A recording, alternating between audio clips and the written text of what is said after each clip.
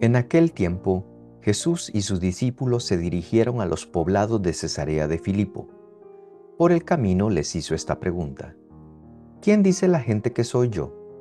Entonces le contestaron: algunos dicen que eres Juan el Bautista, otros que Elías y otros que alguno de los profetas.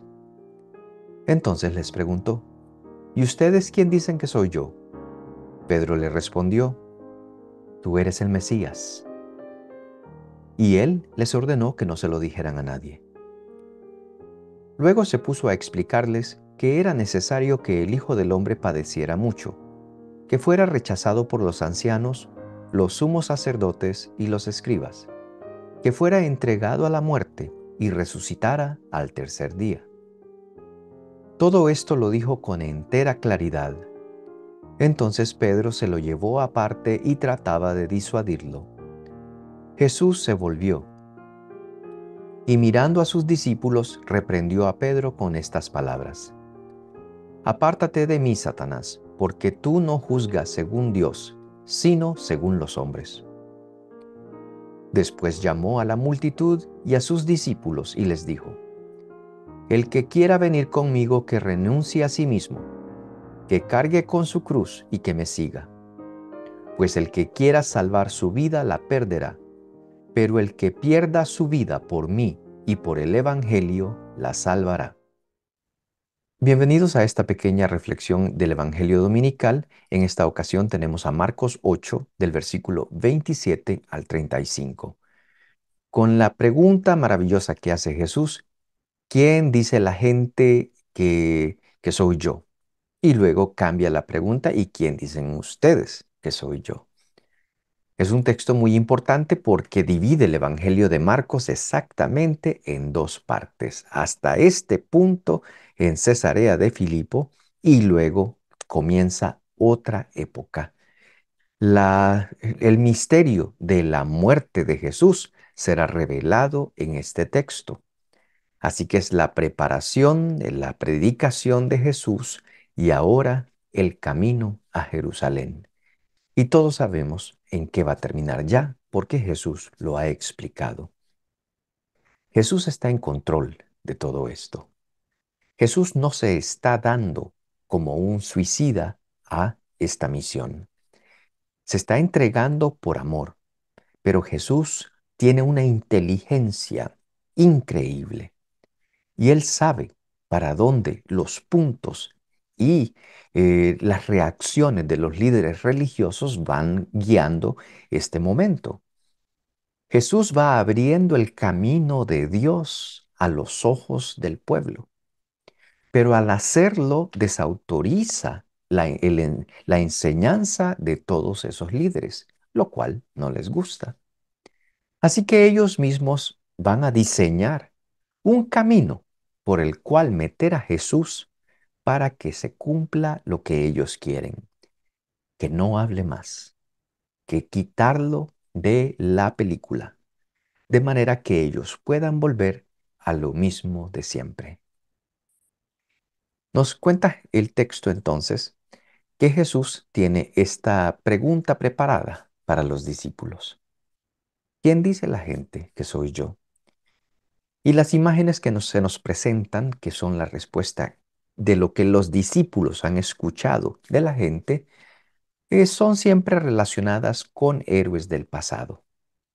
Hay siempre ese apego a las figuras que ya pasaron, y más como se cuentan en los textos bíblicos, que esos héroes puedan regresar y completar lo que iniciaron cuando estaban en el mundo.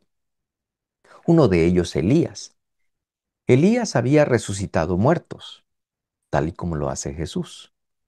Elías también tenía un poder grandísimo en su predicación, y Jesús lo tiene. Así que muchos de ellos ya ven como un parecido y quisieran que fuera. De esa manera dirían entonces: Elías ha regresado. ¿Sí? Unos dicen que eres Juan el Bautista, como que continuó. Jesús entraba en escena cuando Juan el Bautista fue arrestado. Y Jesús comienza su predicación cuando decapitan a Juan Bautista. Así que muchos lógicamente decían, no se fue, aquí está en este hombre. Pero la predicación de Juan el Bautista nunca fue de darles instrucciones cómo seguirlo a él. Conviértanse, pero no les dijo qué hacer después. Ahí para eso está Jesús. Pero es un mensaje muy diferente de lo que proclamó el Bautista.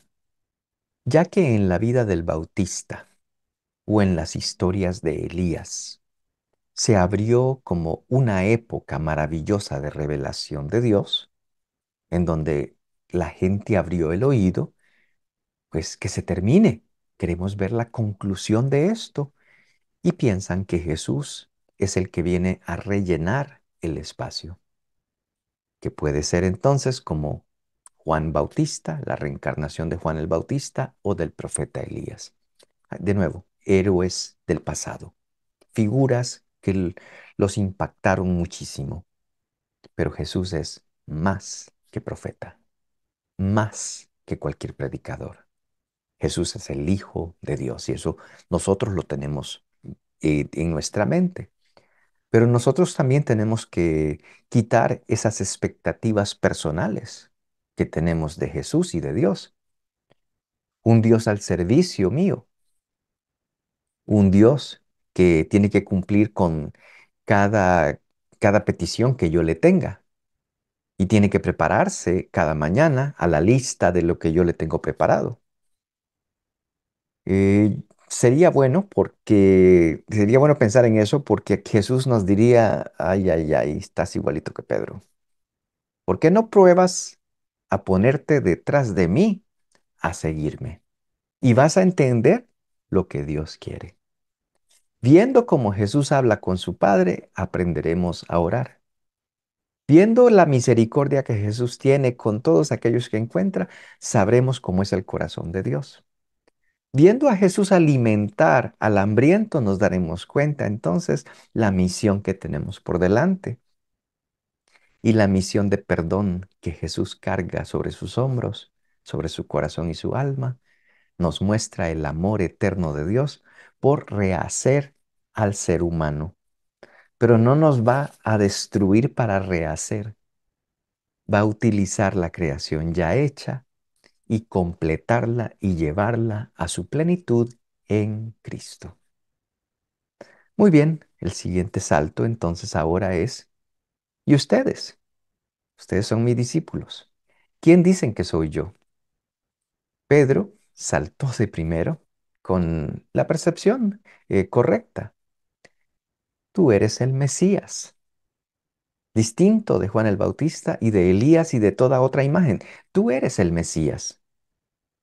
Sí, tú hablas de Dios. Tú eres como un espejo de Dios.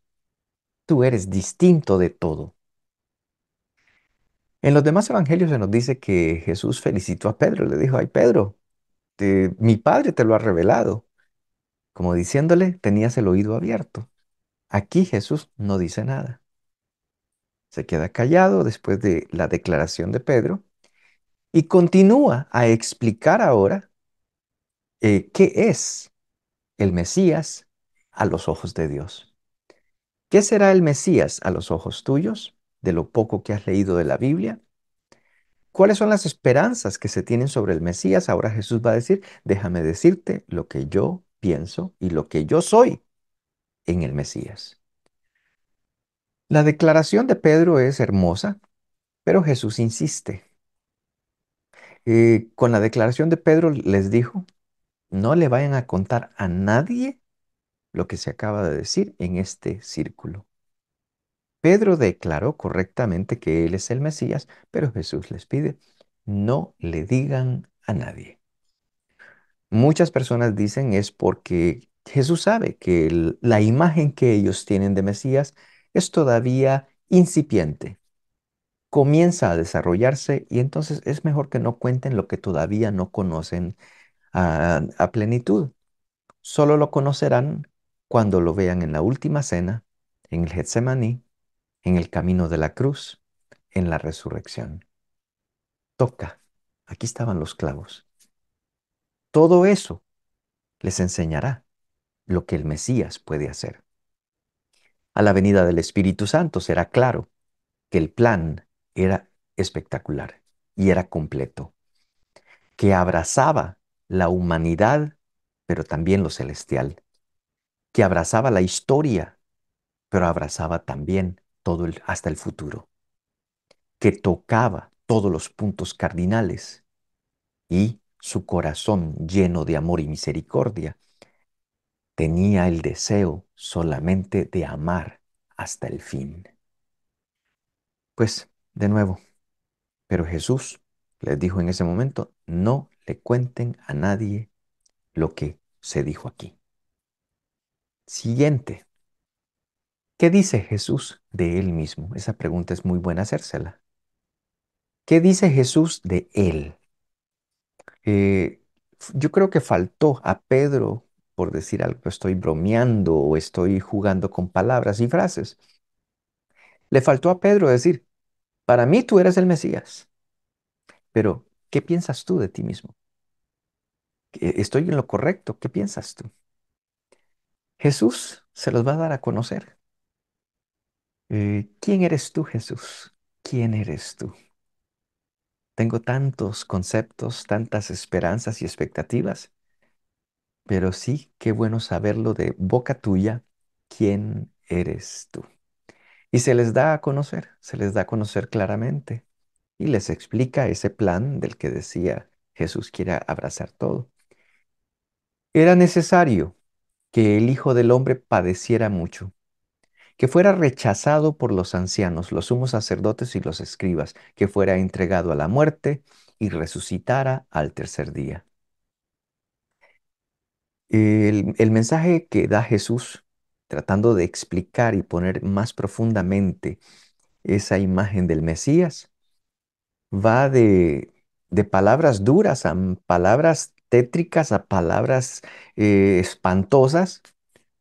Era necesario que el Hijo del Hombre padeciera mucho, que fuera rechazado, aumentó algo, por los ancianos, por los sumos sacerdotes y los escribas, que fuera entregado a la muerte, ahí sí se fue al máximo, y que resucitara al tercer día. Hay esperanza. El Mesías nos está diciendo que va a padecer mucho, que va a ser rechazado y empieza a dar los más importantes en la sociedad, los ancianos, sacerdotes y escribas, y que será entregado a la muerte. Eso los impresionó tanto que ahí quedó la historia. Escucharon lo último y resucitará al tercer día, pero la impresión era fuerte. ¿Por qué? Porque entonces el Mesías, declarado por Pedro, será derrotado.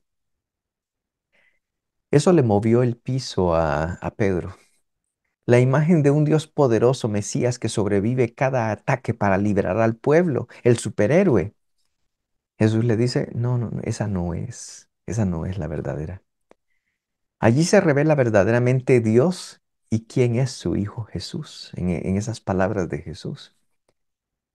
El Mesías de Pedro era una estatua de hielo, bellísima y se ve genial con la luz y el sol, pero se derrite, con nada se pierde. Es una imagen de un Dios de algodón, un Dios de papel, un Dios de vidrio que se quiebra y nadie lo puede tocar porque y lo peor es que ese Mesías no es real, ese Dios no es real. El Mesías real es aquel que ama hasta el extremo, que no conoce otra clase de amor. No conoce el amor superficial, el amor de decir, oh, me caes bien, bien, no, no cambies. Sí, Jesús no es de esos. El amor de Jesús es real y abarca desde el cielo hasta más allá de la muerte. Es el amor total. Jesús es un Mesías que no pide, sino que se entrega. No derrama la sangre de otros, no le dice a los discípulos, sacrifíquense por mí. Él da la sangre para la salvación de todos. Esta es mi sangre, sangre de la alianza nueva y eterna, dice Jesús en la última cena. Y será derramada por vosotros, por ustedes. y para el perdón de los pecados. Pues eso, ese es el plan del Señor. Ese es el plan que horroriza a Pedro. Le está corrigiendo la imagen. Y Pedro se mete, siente de alguna manera que si yo fui capaz de decirte que eres el Mesías, quiere decir que estaba en lo correcto. Déjame corregirte, Jesús, un puntito nomás. Dejarte saber eh, que yo quiero que eso nunca te pase. Que nunca te pase, Señor. Quiso corregir la imagen que Jesús tenía del Mesías. Y Pedro le quería reemplazar esa imagen con la de Pedro. Déjame darte mi imagen para corregirte. Deja de andar diciendo eso de que vas a ser rechazado y entregado y la muerte. Y Jesús se da vuelta. Una vez que Pedro le dijo, no digas eso, lo corrigió y lo persuadía, dice el texto, quería convencerlo de la otra imagen. Y Jesús se dio vuelta y mirando a los discípulos, dice el texto. Esto se da vuelta porque quiere justamente que sea conocido por todos. Le dice a Pedro, métete detrás de mí, Satanás. Hipagé o pisomú, Satanás, en griego. Cuando Jesús llamó a Pedro, le dijo, opisomú. Pero aquí le toca decirle, hipagé, métete. Eh, te me pusiste al frente, me estás tratando de corregir y me doy vuelta a los discípulos porque tú es allá donde perteneces con los demás discípulos. No deberías de estar diciéndole al maestro lo que el maestro tiene que decir, tú deberías de estar atrás siguiendo al maestro. Y Jesús lo está llamando otra vez a Pedro. Le está diciendo, métete detrás de mí, es decir, sígueme, sígueme. Es a eso a lo que te llamé. Pero le llamó Satanás, el que se opone. Entonces, después de este segundo llamado, que un poco fuerte, métete detrás de mí, Satanás. eh, Pedro haber quedado sacudido. Pero entonces es que Jesús le está pidiendo a Pedro y a todos nosotros, tú necesitas una conversión del pensamiento y de las expectativas. No como yo quiera, sino como Dios quiere. Porque ¿quién conoce más que yo? Él. No pedir a Dios que se adapte a nosotros. Señor, yo te ofrezco esto y que esta alabanza llene esa bendición que yo espero recibir de ti. Es decir, adáptate a mí. Yo te voy a alabar y bendecir, pero te voy a bendecir muchísimo, pero para que tú te adaptes un poco a mi plan. Y el Señor va a decir, ¿quién te dijo? ¿Quién se tiene que convertir? ¿Dios o tú? Yo, yo. Por eso somos nosotros los que nos convertimos al pensamiento de Dios. Tengan entre ustedes el mismo pensar y el mismo sentir. Tengan la mente de Dios. Eso le está pidiendo Jesús a Pedro y a todo el que está leyendo este evangelio en este día. Jesús pidió a sus discípulos y a la gente lo siguiente. El que quiera venir conmigo, en la última parte del texto, que renuncie a sí mismo, que diga, no, renuncio a mi querer y que entonces voy a cargar con mi cruz, con mi debilidad, con todo aquello que detesto, con todo aquello que no me gusta, con todo aquello que me pesa, pero lo voy a abrazar, lo voy a abrazar. Con mis debilidades, las voy a abrazar, pero a la manera de Dios. Y con todo eso abrazado, renunciando a mi ego, renunciando a mis expectativas, a lo que yo quiero imponerte, Dios, yo quiero renunciar a todo eso. Me voy como le dijiste a Pedro, o piso mu, sígueme, sígueme. Ya le quitamos el Satanás opositor y hacemos lo que Jesús le dijo al principio cuando lo llamó por el lago, o piso mu. Pues el que quiera salvar su vida, la va a perder porque tú no conoces lo que tu vida realmente necesita, sino el dador de la vida. Así que sigue a Jesús. Él es el camino, la verdad y la vida. Él sabe cómo, pero tú no. Él te lo mostrará. Y Jesús continúa diciendo, pero el que pierda su vida por mí y por el Evangelio la salvará. Qué dicotomía tan grande, pensando que se pierde mi vida y por el Evangelio. No se pierde, se gana, se potencia, crece, se salva. Es a eso que nos llama el Evangelio este domingo. Al seguirlo a Él, negándonos, vemos cómo nos desprendemos de ese ego entonces. Y hay lugar ya, después de ese ego gigantesco que se sale, que se reduce, hay lugar para el Espíritu Santo, hay lugar para la misericordia, hay lugar para la palabra grandísima de Dios. Tengo que decir que Pedro es una persona muy humilde, porque cuando Jesús le dijo a un Satanás, vente para atrás, le está recordando que él es llamado a ser discípulo, lo decía, y Pedro lo hizo, se recordó, yo soy discípulo. Humildemente se fue atrás a seguir de nuevo al Señor. ¿Tendrías tú la humildad para hacerlo? ¿Tu orgullo y tus expectativas serían tan importantes que dirías, no, no, no, no, es que yo espero algo de ti? El Señor de nuevo, para atrás, o piso mu. Y con esa humildad de Pedro es que nosotros tomamos el modelo de un discípulo. Con muchas expectativas, con muchas cosas, quisiéramos que Jesús hiciera tantas cosas por nosotros. Quisiéramos el don de sanación, quisiéramos el don de liberación, el don de esto y lo otro, porque nos gusta ver los productos de esos dones y carismas. Síguelo, síguelo. Eso es lo más importante, que nos pongamos detrás de Él a seguirlo, a donde Él vaya. Que crezca en nosotros este discipulado, esta ganas de dejar crecer al Señor. Que crezcas tú en mí, Señor, que de verdad, que mi corazón te dé más espacio para que seas tú el dueño de mi ser. Dios te bendiga.